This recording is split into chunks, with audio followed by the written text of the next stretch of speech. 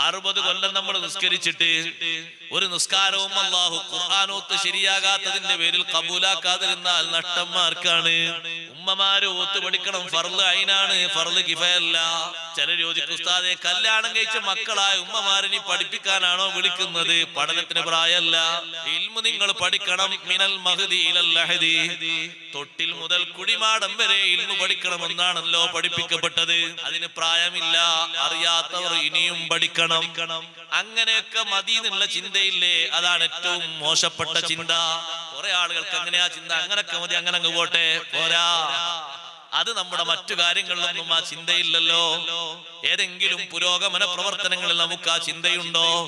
വികസന പ്രവർത്തനങ്ങളിൽ ആ ചിന്തയുണ്ടോ? ഇല്ലല്ലോ. നിത്യേന ചെയ്യുന്ന ഇബാദത്തിൽ ഏറ്റവും സ്വഹീഹാകേണ്ട ഓത്ത്, നിർബന്ധമായി പഠിക്കേണ്ട ഖുർആനോത്ത്. ആ ഖുർആനോത്തിൽ വിഘ്നം വരുന്നത് തിരുത്തണം.